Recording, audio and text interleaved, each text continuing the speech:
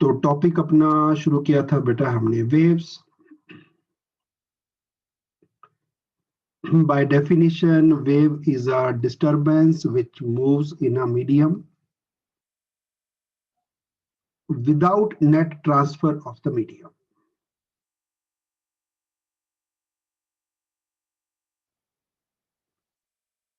Disturbance that moves in a medium without net transfer of the medium.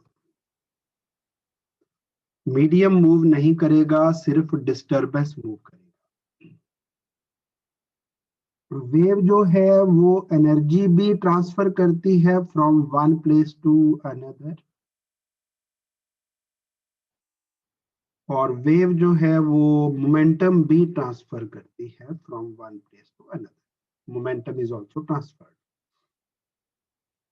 Waves हमने पढ़ी दो तरह की, ट्रांसवर्स एंड लॉन्गिट्यूडनल।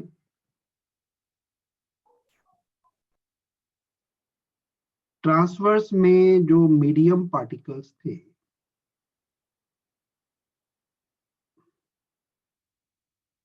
उनकी जो वाइब्रेशन था वो perpendicular to velocity of the wave था। इसमें बनते हैं क्रेस्ट्स एंड ट्रफ्स। और जो लॉन्गिट्यूडनल वेव है उसमें medium particles vibrate parallel to the wave velocity. इसमें बनते हैं कंप्रेशंस और रेयरफैक्शंस।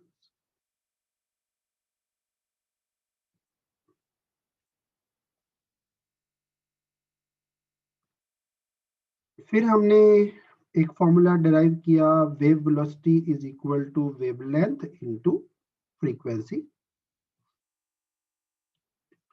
लॉन्गिट्यूडनल वेव्स की वेलोसिटी आज डिस्कस करेंगे। ट्रांसवर्स वेव्स की वेलोसिटी स्ट्रिंग्स में, वायर्स में, ट्रांसवर्स वेव्स की वेलोसिटी स्ट्रेच स्ट्रिंग्स में, उसके लिए हमने फॉर्मूला लिखा last time, root of T by M.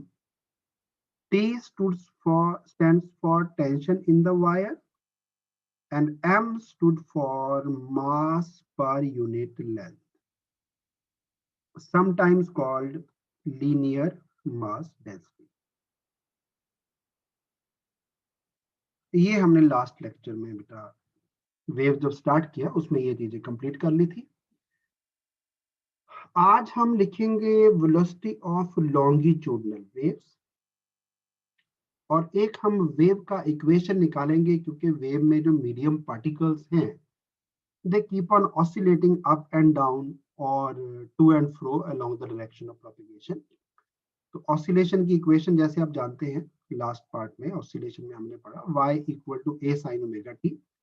तो आज हम एक इक्वेशन फॉर्म करेंगे जो कि, क्योंकि ये तो एक पार्टिकल के ऑसिलेशंस हैं, तो हम एक इक्वेशन बनाएंगे पूरी वेव के लिए जिसमें पार्टिकल नंबर 1, पार्टिकल नंबर 2, 3, 4 जितने भी पार्टिकल्स ऑसिलेट कर रहे हैं सबकी एक कंबाइंड इक्वेशन फॉर्म करेंगे। चलिए, ये तो था कि हमने पहले क्या पढ़ लिया, और आज हमारा जो फर्स्ट टास्क है that is velocity of transverse, velocity of longitudinal waves. Transverse की कर चुके हैं लास्ट टाइम। लॉन्गिट्यूडनल वेव्स की वेलोसिटी किसी मीडियम में, उसका फॉर्मूला क्या है और वो किन पैरामीटर्स पे डिपेंड करती है। चलिए, तो रिकैप हटा देते हैं अब। ओके, सो आज का topic velocity of longitudinal waves.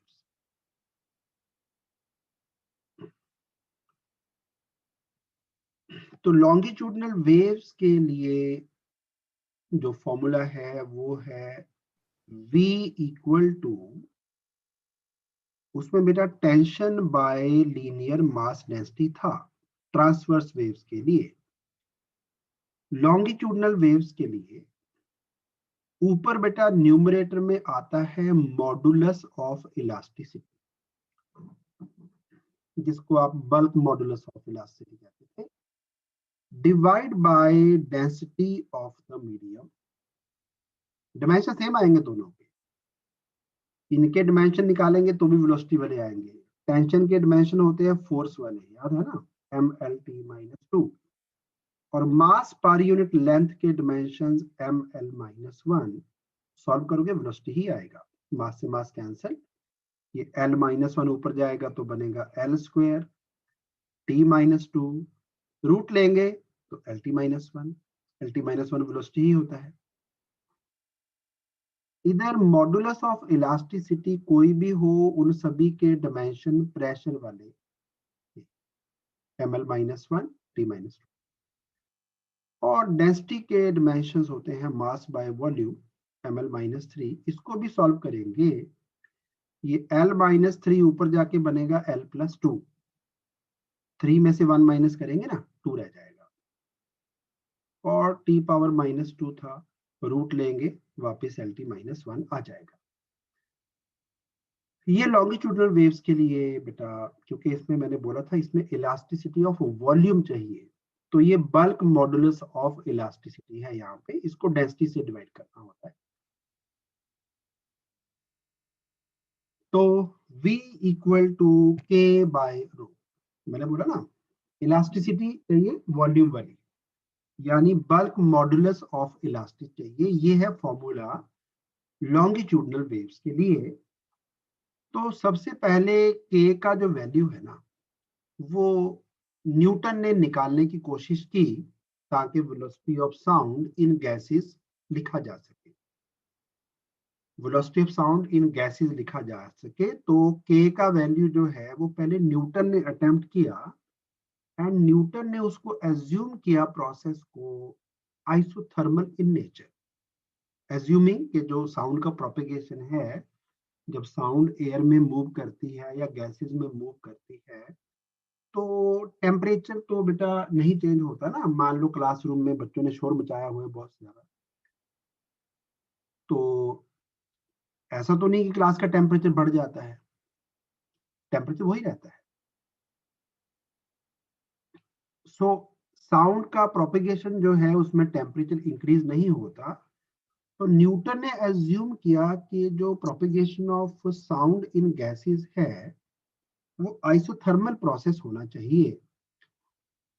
फिर अभी सॉल्व करके देखेंगे, आंसर जो है उसमें करेक्ट नहीं आता। फिर एक और साइंटिस्ट लैपलेस, उसने जो इक्वेशन आई न्यूटन वाली ना, उसको करेक्ट किया।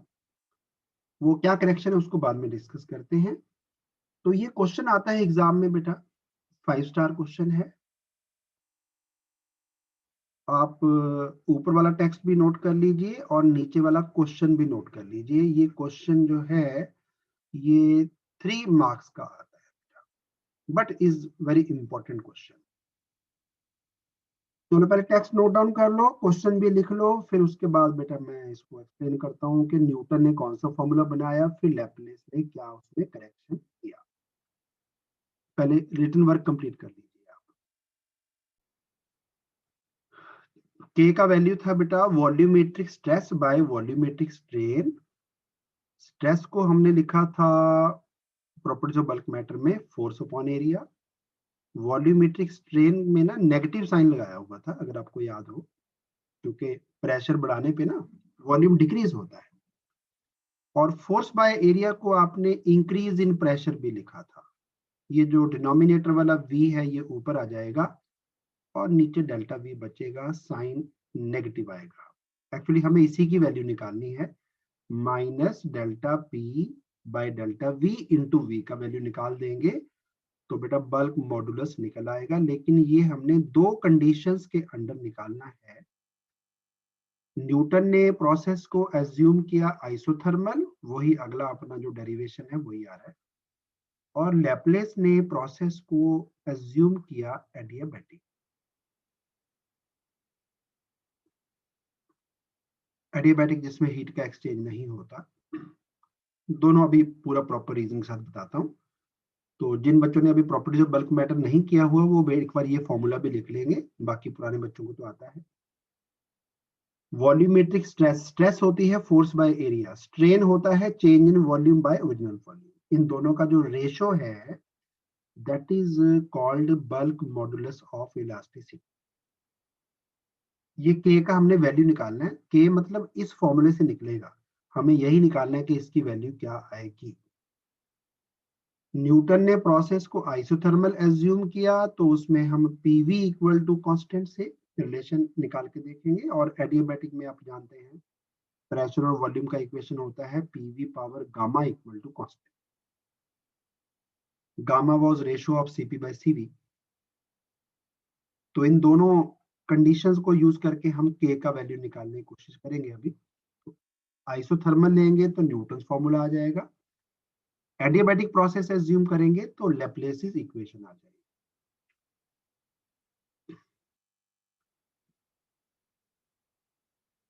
So K as told is bulk modulus of elasticity.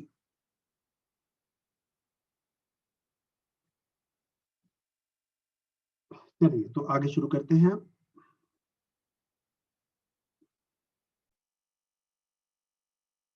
So as told Newton ने एज्यूम किया कि जो साउंड का मोशन है, प्रोपेगेशन है इन अ मीडियम, वो आइसोथर्मल है। आइसोथर्मल में जो इक्वेशन थी that is PV equal to constant. Newton assumed that sound's propagation through a medium is an isothermal process. पहले मैं न्यूटन्स फॉर्मूला ड्राइव कर रहा हूं। अब मुझे इसको डिफरेंशिएट करके, क्योंकि अभी अभी हमने लिखा बल्क मॉडुलस ऑफ इलास्टिसिटी का फॉर्मूला है minus delta P by delta V into V. हमें ये के निकालना है इस इक्वेशन को यूज करके, आइसोथर्मल वाली इक्वेशन को यूज करके। इसको कर देंगे हम डिफरेंशिएट। डिफरेंशिएशन के लिए रूल था when we have product of two functions, कई बार यूज कर चुके हैं पहले भी। f इंटू जी, दो फंक्शन है, इनका डेरिवेटिव अगर लेना है तो एक बार f को अंदर छोड़िए dg बाई डी एक्स, दूसरी बार g को बाहर छोड़ दीजिए df बाई डी एक्स। ये फॉर्मूला यूज करना है अभी हमने। तो pv इक्वल टू कांस्टेंट को बेटा डिफरेंशिएट करेंगे, t तो कांस्टेंट होता है ना, तो nrt सारा कांस्टेंट आ जाएगा। तो डिफरेंशिएट करेंगे दोनों side with respect to volume. तो एक बार p को बाहर छोड़ेंगे d by d of v, एक बार v को बाहर छोड़ देंगे d by d of pressure. अब ये dv तो सेम ही है ना, कैंसिल करके इसको आप p लिख सकते हो। तो इसको हमने लिखा p, और इस टर्म को हम राइट हैंड साइड पे ले गए तो इधर जाके ये माइनस आ गया। क्या ये जो एक्सप्रेशन आया वो यही वाला है? चेक करो, सेम है। तो दैट मीन्स जो k की वैल्यू है वो हमें इक्वल टू प्रेशर लिखनी है। इसको आप इक्वल टू k लिख दीजिए। होप क्लियर हो गया होगा। k की जगह हमें गैस का प्रेशर ही पुट करना है। तो दैट मीन्स जो एक्सप्रेशन लिखा हमने थोड़ी देर पहले कि साउंड की वेलोसिटी किसी मीडियम में निकालनी हो तो उसके लिए उस मीडियम का bulk modulus of elasticity by density करना है। तो k की जगह आप प्रेशर पुट कर देंगे, उससे अपना न्यूटन्स फॉर्मूला आ जाएगा। बट अगर हम बात करें एटमॉस्फेरिक प्रेशर की, एयर का जो प्रेशर है वो है बेटा 1 एटमॉस्फेयर, जो कि 1.013 इंटू 10⁵ होता है। और एयर की जो डेंसिटी है वो होती है 1.293। तो आप एक काम करो, कैलकुलेटर खोलो, जरा इसको सॉल्व करके बताओ बेटा कितना आंसर आता है आपके पास। कैलकुलेटर पे करके दिखा दो मुझे जरा, क्या आंसर आता है आपके पास। कैलकुलेटर पे मैंने सॉल्व कर दिया है। 1.013 10 पावर 5 को डिवाइड किया 1.293 से, ब्रैकेट लगाया, दोनों का कॉम्बिनेशन का पूरे का रूट, तो ये 279.9 आंसर आता है। और ये आंसर सही नहीं है, गलत है।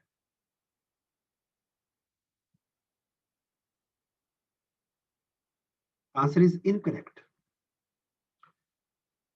एक्चुअल जो वेलोसिटी है साउंड की एयर में वो है 332 मीटर पर सेकंड। यही गलती है इस फॉर्मूले में, आंसर एग्जैक्ट से मैच नहीं हुआ। तो जो न्यूटन का कॉन्सेप्ट था कि प्रोसेस आइसोथर्मल होना चाहिए, वो गलत कॉन्सेप्ट है। उसी को फिर नए साइंटिस्ट लैपलेस ने करेक्ट किया। चलो एक बार पहले नोट डाउन कर लेंगे ये सारा कुछ।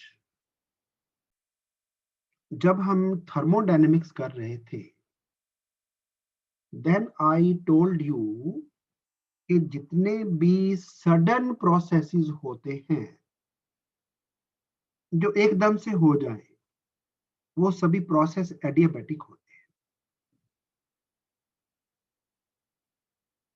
आपको पता है कि ह्यूमन बीइंग्स को जो ऑडिबल फ्रीक्वेंसी रेंज है वो 20 हर्ट्ज से लेके 20,000 हर्ट्ज तक होती है। इतनी फ्रीक्वेंसी तक हम सुन सकते हैं।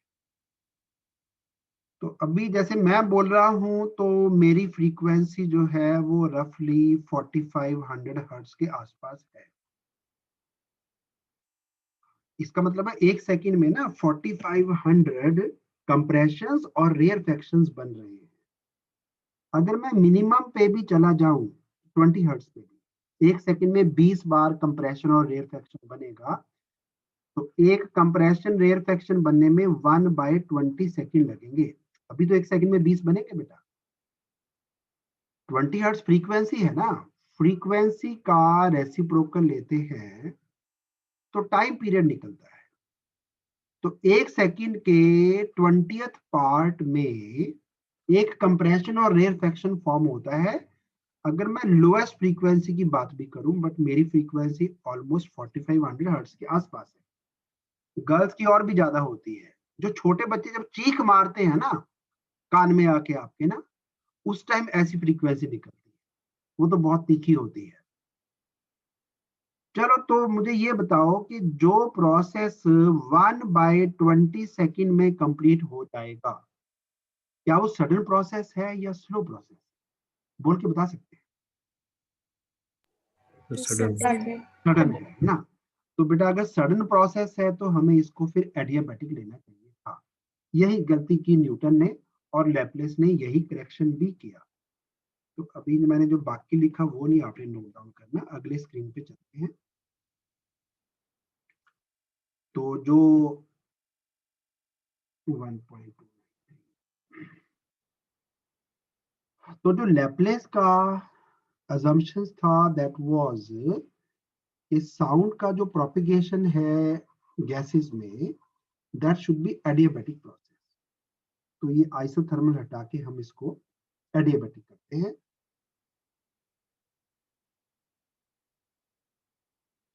तो लैपलेस फॉर्मूला क्या है? लैपलेस ने जो प्रोसेस है उसको एडियाबैटिक लिया। एडियाबैटिक प्रोसेस के लिए प्रेशर और वॉल्यूम का इक्वेशन, जो बच्चे थर्मोडायनेमिक्स जिन्होंने पढ़ रखा है उनको पता है। एडियाबैटिक प्रोसेस के लिए प्रेशर और वॉल्यूम का इक्वेशन क्या था? जिनको पता बेटा बोल के बताएंगे। प्रेशर और वॉल्यूम का रिलेशन एडियाबैटिक प्रोसेस के लिए, PV power gamma equals to हाँ, constant. PV power gamma equal to constant. जो बच्चे नए हैं बेटा उनके लिए गामा जो था वो सीपी, कांस्टेंट प्रेशर पे गैस का स्पेसिफिक हीट, बाय सीवी, इस रेशो को बोलते हैं। तो PV power gamma equal to constant, जो कि आपने वो काइनेटिक थ्योरी ऑफ गैसेस में भी पढ़ा, सीपी बाय सीवी निकाला था ना हमने डायटोमिक ट्राइटोमिक गैसेस के लिए, ये वही वाला गामा है।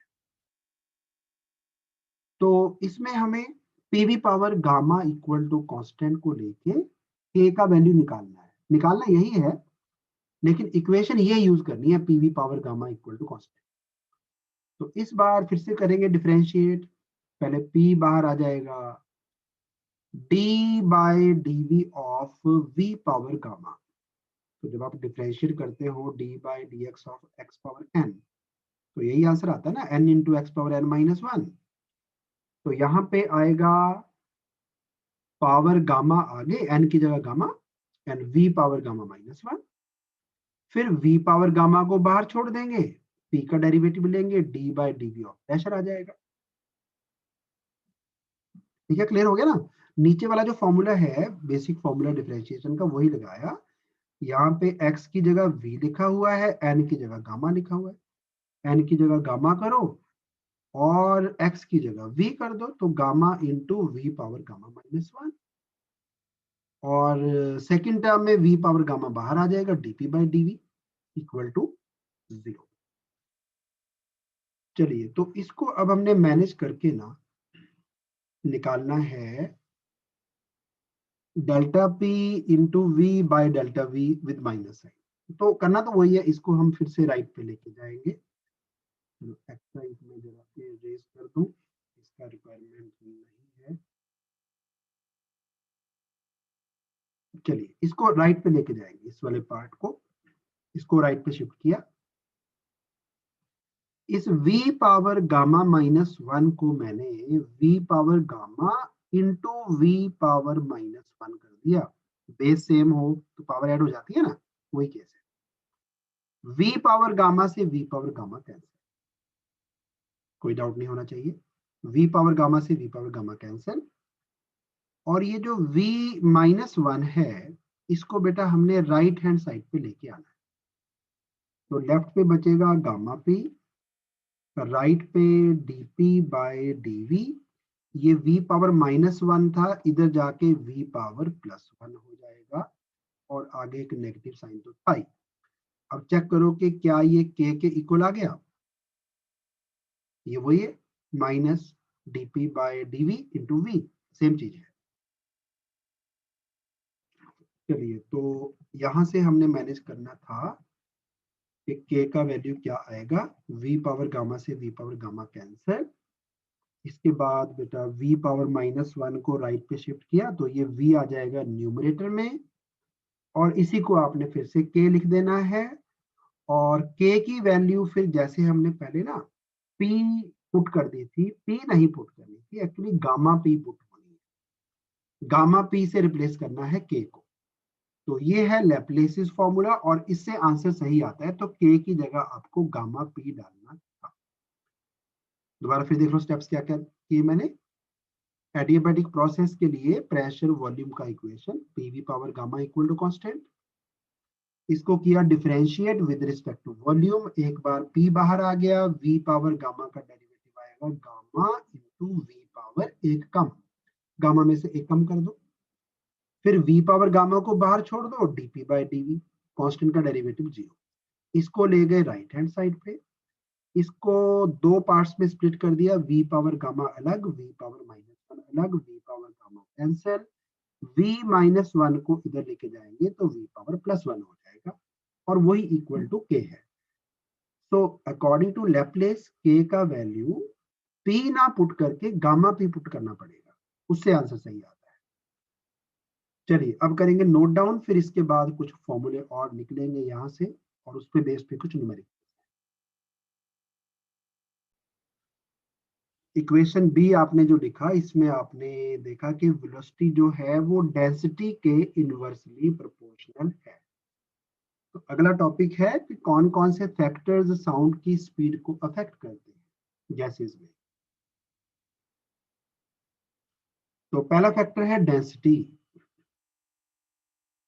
तो अगर आपके पास दो या तीन गैसेस हैं जिनका गामा सेम है, गामा सेम होना चाहिए, प्रेशर भी सेम है उनका, तो जो वेलोसिटी है वो डेंसिटी ऑफ द गैस के इनवर्सली प्रोपोर्शनल होगी, स्क्वायर रूट के। चलो, इसके बाद स्क्रीन चेंज करनी पड़ेगी, पहले इसको नोट डाउन कर लेंगे। Next factor affecting is humidity. Humidity को एक्सप्लेन करने के लिए आपको मैं ना एग्जांपल देता हूं एक। अगर हम एक स्टाउट में, पतीले में पानी गर्म करें किचन में ना, तो जो स्टीम बनती है वो ऊपर को जाती है कि नीचे को आती है? ऊपर को जाती है ना। ऊपर को जाएगी वो चीज जो हल्की है, जिसकी डेंसिटी कम है। Do you agree?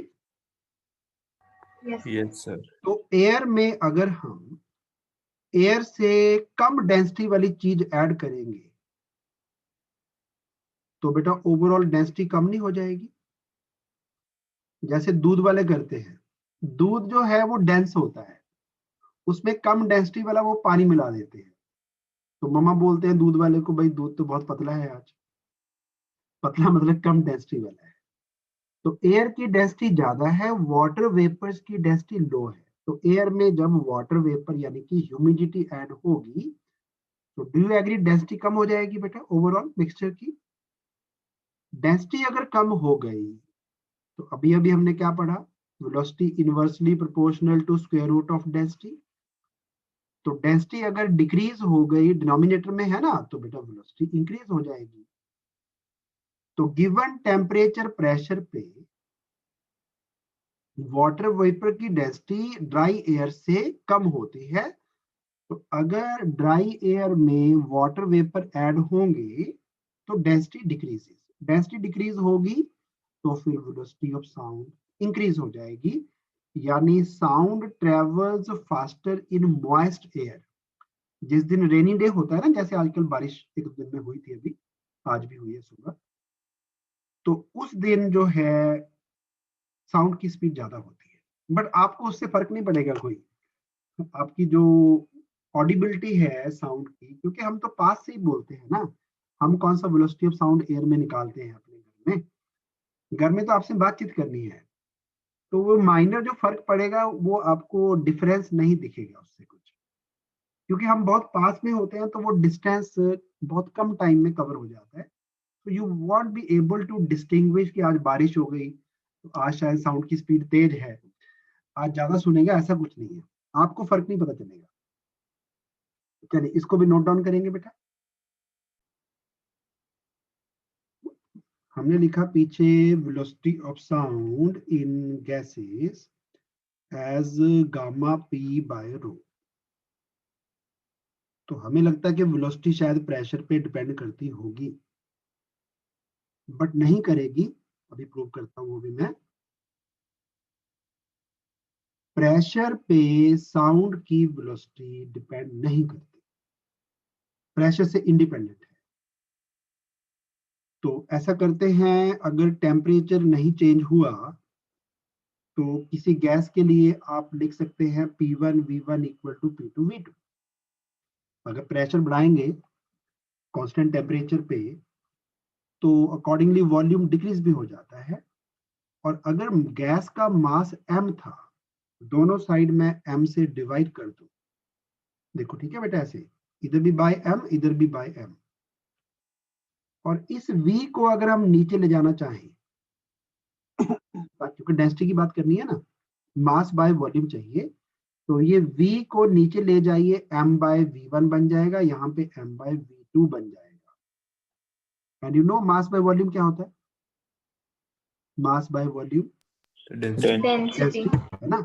तो ये बेटा पुरानी डेंसिटी थी, ये नई डेंसिटी है। तो P बाय रो का वैल्यू पहले और P बाय रो का वैल्यू नया, वो सेम ही रहता है। यानी अगर हम एक जैसे साइकिल वाला पंप होता है ना, साइकिल के लिए इन्फ्लेशन पंप, जब बेटा गैस का प्रेशर लो था, वॉल्यूम था V1, फिर हमने धीरे धीरे पिस्टन को नीचे शिफ्ट कर दिया, गैस का प्रेशर बढ़ जाएगा, है ना। ऐसे प्रेशर बढ़ाते हो आप, पंप को नीचे को पुश करते हो, प्रेशर बढ़ जाता है, बट वॉल्यूम भी डिक्रीज हो गया बेटा, प्रेशर इंक्रीज हो गया, मास बाय वॉल्यूम, वॉल्यूम कम हो गया तो डेंसिटी भी बढ़ गई बेटा। यानी अगर प्रेशर को आपने 2 टाइम्स कर दिया तो जो डेंसिटी है वो भी 2 टाइम्स हो जाएगी। तो बेटा प्रेशर को भी डबल कर दिया, डेंसिटी को भी डबल कर दिया, तो ऊपर भी 2 लगाया, एक 2 नीचे लगा दिया, वो 2 कैंसिल नहीं हो जाएगा, तो सेम वेलोसिटी आएगी। तो गैस का प्रेशर अगर आप टेम्परेचर नहीं चेंज करना, टेम्परेचर को डिस्कस करता हूं अभी मैं, अगला टॉपिक टेम्परेचर आ रहा है।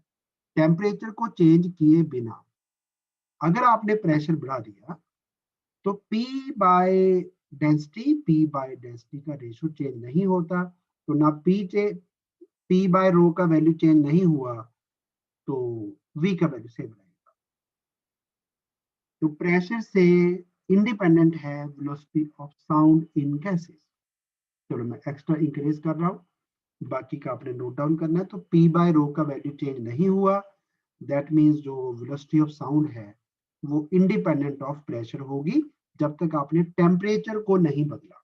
टेम्परेचर चेंज होगा, उसका भी नेक्स्ट फोर्थ वाला पॉइंट टेम्परेचर वाला आ रहा है, वो आगे डिस्कस करूंगा मैं।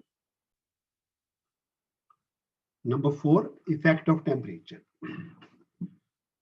अगर V है volume of 1 mole of a gas और P उसका प्रेशर है, P टेम्परेचर है, तो आइडियल गैस इक्वेशन होती है 1 मोल के लिए PV equal to 1 RT। PV equal to NRT होता है ना, 1 मोल लिया तो 1 RT। तो P का वैल्यू पुट किया जा सकता है in terms of temperature as RT upon volume. तो हमारी जो इक्वेशन थी ना, gamma P by rho, P की जगह RT बाय V पुट कर दिया। Now you know density into volume होता है मास, बट ये वॉल्यूम है 1 मोल का, तो फिर ये जो मास है ये भी 1 मोल का ही मास है। So here M stands for molar mass. Be careful, 1 मोल का मास लिखना है ना, जैसे हाइड्रोजन के लिए 2 ग्राम केजी में चेंज कर देना, ऑक्सीजन के लिए 32 ग्राम एंड सो ऑन, यहाँ पे मोलर मास आएगा। एंड क्योंकि आइडियल गैस इक्वेशन लिखी है, तो टेम्परेचर भी बी केयरफुल, जब न्यूमेरिकल निकालने हैं ना, तो ये केल्विन में डालना है, केल्विन में डालेंगे टेम्परेचर को। चलो इस फॉर्मूले पे बेटा काफी सारे फिर न्यूमेरिकल्स भी हैं। तो velocity of sound in gases varies directly as square root of absolute temperature. ये फोर्थ पैरामीटर है जिसपे साउंड की वेलोसिटी डिपेंड करती है, प्रेशर पे डिपेंड नहीं करती, इनफैक्ट 3 पैरामीटर। चलो नोट डाउन करेंगे, फिर न्यूमेरिकल शुरू करते हैं। तो अब उसी फॉर्मूले पे based numericals, V velocity of sound in gases equal to gamma gas constant R up into T upon molar mass। T आपको केल्विन में डालना है, बी केयरफुल। M जो है वो है मोलर मास, 1 मोल का मास। गामा का वैल्यू 5/3 अगर मोनोटॉमिक गैस होगी, 7/5 अगर डायटोमिक गैस होगी। ज्यादातर ये 2 यूज होते हैं। चलिए पहला क्वेश्चन है अपना, क्वेश्चन नंबर 4 है आपकी बुकलेट में। At what temperature velocity of sound in hydrogen is same as that in oxygen at NTP? NTP पे आप जानते हैं टेम्परेचर होता है 273 के। दोनों के मोलर मास गिवन है और आपको दोनों वेलोसिटीज को इक्वेट करना है। ऑक्सीजन की वेलोसिटी एनटीपी पे और हाइड्रोजन का निकालना है टेम्परेचर कितना होना चाहिए ताकि वेलोसिटी सेम आ जाए। तो V for hydrogen is root of gamma R। Gamma दोनों के लिए सेम है, हाइड्रोजन भी डायटोमिक है, ऑक्सीजन भी डायटोमिक है। R तो गैस कांस्टेंट है ही। हाइड्रोजन का टेम्परेचर T निकालना है, मोलर मास 2 ग्राम। और इधर बेटा ऑक्सीजन के लिए gamma R into temperature oxygen का आपको दिया है एनटीपी यानी 273 डिवाइड बाय मोलर मास 32। हम चाहते हैं कि ये दोनों वेलोसिटीज इक्वल आ जाए, तो इक्वेट करो और सॉल्व करो, बाकी आपके लिए छोड़ रहा हूं, आगे अपने आप कैरी ऑन करेंगे। दोनों को इक्वेट कर दीजिए वेलोसिटीज को, गामा कैंसिल हो जाएगा, आर से आर कैंसिल हो जाएगा और इसका स्क्वायर कर लीजिए तो t/2 इज इक्वल टू 273/32। ये 16 पे कैंसिल, 273 को 16 से डिवाइड कर दो, 17.06 के आसपास कुछ आंसर आएगा। बस इतना ही है बेटा।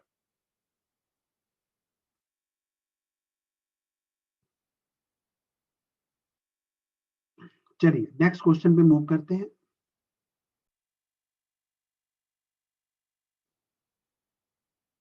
नेक्स्ट क्वेश्चन है, at what temperature velocity of sound in nitrogen is same as that in helium at 27 degrees C.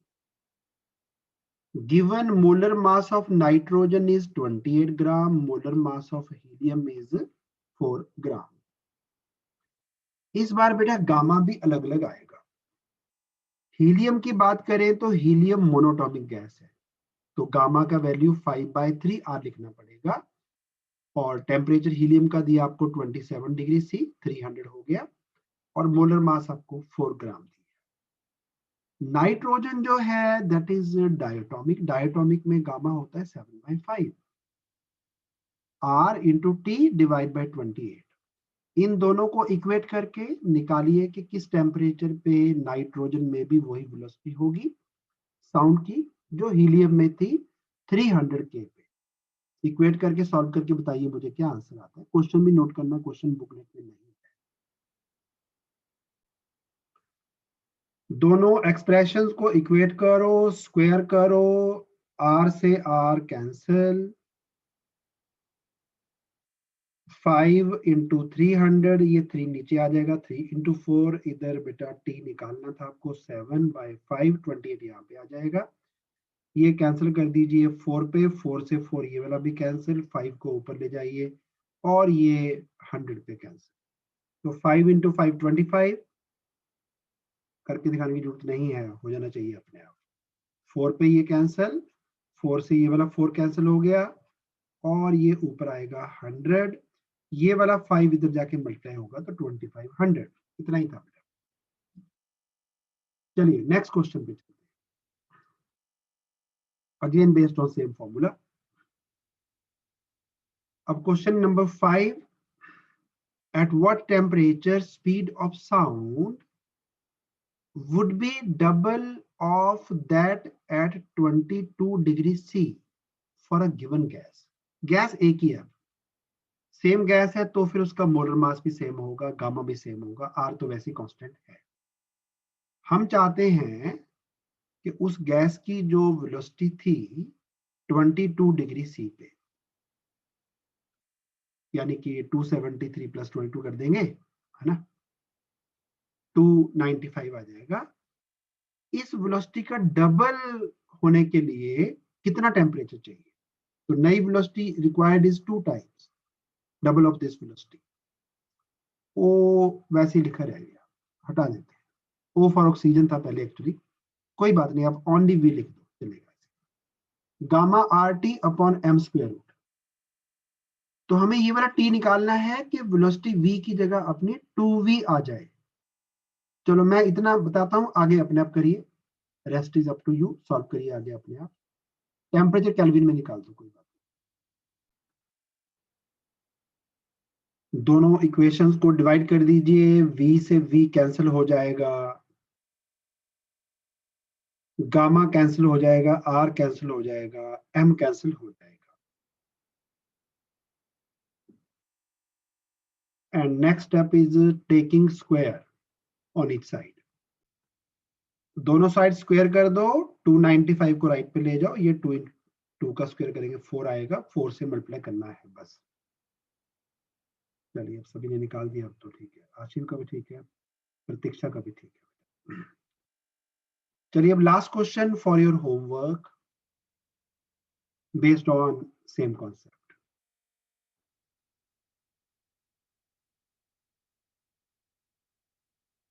Last question, ये क्वेश्चन नंबर 45 है आपकी बुकलेट में, ऑब्जेक्टिव में बेटा। कर लो, अभी टाइम है बच्चों को, वैसे 5 मिनट है अपने पास। सॉल्व करके मुझे बताइए कौन सा आंसर आता है बेटा। बाकी बच्चे एक बार अपने आप ट्राई करेंगे, मैंने फॉर्मूले लिख दिए हैं दोनों। हाँ, ट्राई योरसेल्फ। नहीं निकला then solution would be send to you through WhatsApp. Amitoj का आंसर ठीक है बेटा, वेरी नाइस। सर चलिए इसके आंसर व्हाट्सएप में भेजना है? नहीं, आप निकाल लो, अगर नहीं निकला फिर मुझे बताना बेटा, फिर मैं आपको व्हाट्सएप करूंगा आंसर ना, सॉल्यूशन फिर मैं सेंड कर दूंगा आपको। चलिए that's all for today, log out कर सकते हैं। Thank you for joining.